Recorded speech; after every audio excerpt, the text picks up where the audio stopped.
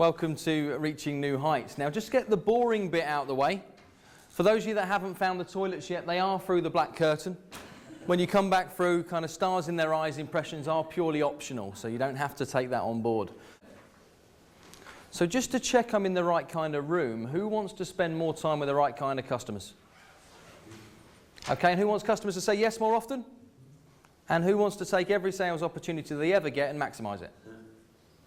Okay, that's a good start then, isn't it? Well, we are here to explore both the art and the science of salesmanship. We're going to be doing both.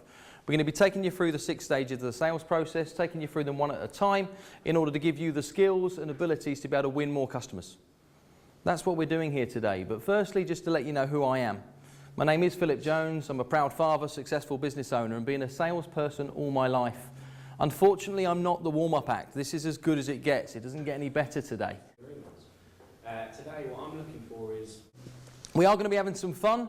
We are going to be learning from my experience, and the kind of key difference that we bring to the table over and above any of our competitors in the training environment is we teach from personal experience. So if there was just one action point you could take away, one thing that you could put into practice today, tomorrow and see immediate improvement, what would that be? We're going to scribble them up on the board, and we're going to make sure that what we get out of today is exactly what you've came for. Is that okay? Annie, please.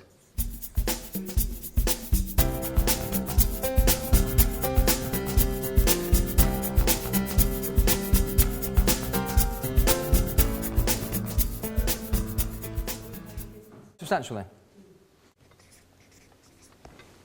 Okay. Have I missed anybody?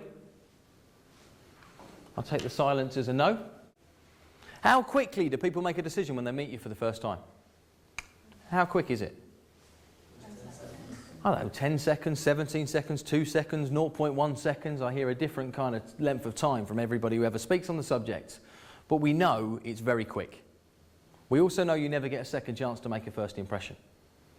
So the way you present yourself will have huge impact on the success you have in the marketplace. When they say a day, I'll then pick a time that's anything other than on the hour or half past. So why don't I come and see you at 10 past 9, 20 to 11, quarter to 4. It's funny, if you pick a meeting at quarter to 4, how long do they expect the meeting to last? About 15 minutes. Yeah, but short. Or if you pick a meeting at 10 to, they expect it to be a short meeting. If you pick a meeting on the hour, how long do they expect it to last? An hour. Have a goal, start with the end in mind and work backwards from it. Does your card scream and shout about all the values that are important to your company? Does it demonstrate the quality that you put through your products and your service? Does it leave a lasting impression on your potential customers? So the first thing I write on my notes in big capital letters and then put a highlighter pen through, smile. When we ran Debenham stores, that we put, big mirrors and spotlights around the backs of the doors. When you went from back of house areas to front of house, and we said, smile, you're on stage. This stuff is really cool and really powerful. Want to know who the Jedi Masters of it are? People who do it better than most? Kids ask one question time and time again. 3-letter one. It's why? Hairdressers. Yeah. Hairdressers as a profession are genuinely far better at this than most other professions. Yet in group environments, we struggle to remember people's names. We really struggle, don't we? Even today, some of you guys have met before. I'm not certain that everybody around this table has got everybody's first name and surname completely nailed. So a lot of times when I introduce myself to a stranger, I'll say, hi, my name's Philip Jones. So I'll give my name twice, give them 2 chances of catching it. The first stage of remembering people's names is that when we try to remember, and that we've chosen to listen, the first place we try and put the name is in our short-term memory. And the problem with short-term memory, and the reason it's called short-term, is because it doesn't hang around very long. But the key on all of this is if you don't choose to remember somebody's name, all of this stuff becomes irrelevant. If you're still more interested in what you're going to say next, none of this will come into play. Anybody ever give incentives to customers? And how much do you think the paperweight cost? 10 quid. Okay. And if you don't mind me asking, how big was the bonus that you were thinking of a short while ago? Yeah? So we got a tenner that stands out in your mind versus a grand that you can't remember what you spent the money on. A generic card in place of a compliment slip that I say thank you at any given opportunity. The difference with a card is, firstly, if that comes through your door in an envelope with a handwritten name and address on it and a picture of the Queen's face in the corner, will it get ignored or opened? Opens up, from David. Really enjoyed our meeting. Would love to be doing business with you. That's nice, isn't it? They want the work, because we all want to do business with people that want to work with us. P.S. Looking forward for the call on Tuesday. I can help people overcome objections. The problem is, in overcoming objections, you need skills. And those skills come from experience, from making mistakes, and from having the battle scars to prove it. Now, I don't know about you, I'd rather stop objections coming than get good at overcoming them. Who wants a secret sequence of words that gets people to automatically agree with you every single time?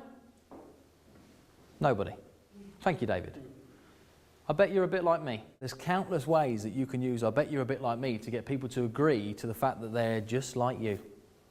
Too many of us, when we go into a sales environment, go very blinkered. We turn up because we want to sell a website, or we want to sell first aid training, or we want to sell a social media service, or we want to sell a business opportunity, or we want to sell personal development, or we want to sell a hula hoop, or we want to sell some healing. That's what we do. We'll start with a plan-based question, and we might need 4 or 5, 6 questions onwards from there to get them to open up fully. I mentioned earlier on that selling is earning the right to make a recommendation, but what selling also is a transfer of enthusiasm. The first thing that every presentation should have is a beginning. After a beginning comes a middle, and after a middle comes an end. So what you need to imagine is in your presentation that you've got this big ball of enthusiasm, and I'm going to get so excited about it, I'm going to transfer and chuck that ball of enthusiasm to you. That's what we're doing when we get excited about our products and services. If you try to sell them everything you offered in one sitting, it becomes a big decision or a series of small ones which is hard to make, which prompts that typical objection. I just need some time to think about it. Now, we know that people buy people, so we probably want to find something out about the person that we're going to see before we go and see them.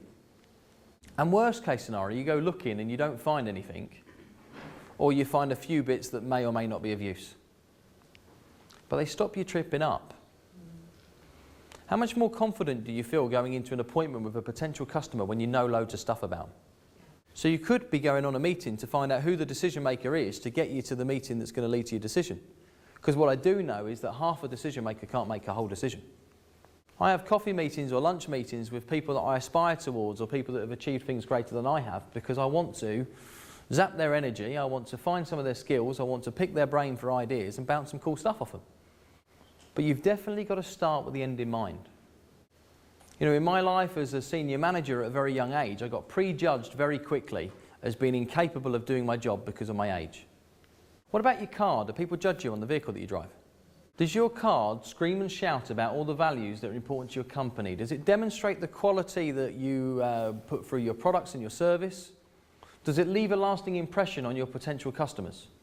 This stuff is really cool and really powerful. That make sense? Or it's the application of a plan-based question, followed by how will you feel, followed by what are the consequences. Mighty powerful stuff that can bring massive, massive decisions. In terms of who I am and where I come from, I've been in sales all my life, so I've been selling since I was probably this high, and my first experience in business was as a 13-year-old when I learnt that by knocking on doors and asking customers politely if they'd like to have their car cleaned, some of them said yes, others said how much, but the net result was that we were having a number of customers who were having their car cleaned on a regular basis. Worked so well that after a period of time I had a number of kids in the year below me cleaning the cars. We were charging customers £5 and I was paying them £3. Went particularly well until my parents got involved and said that you really should get a proper job. A job for life of a big corporate company that can train you and support you and help your business grow. So I went to work with a company called Debenhams Department Stores, later took me to DFS Furniture Group, then got involved in professional sport with people like Karen Brady and Milan Mandaric at Birmingham City and Leicester City, before going on to build a property business that turned over £240 million on its peak. Now what I do is I share the skills and expertise that we've developed over that period with small business owners. So we provide coaching and training workshops like the ones that we're on today, and a range of products to help small business owners and the heartbeat of the UK economy to continue to grow using tried and tested techniques to help them develop and build their business.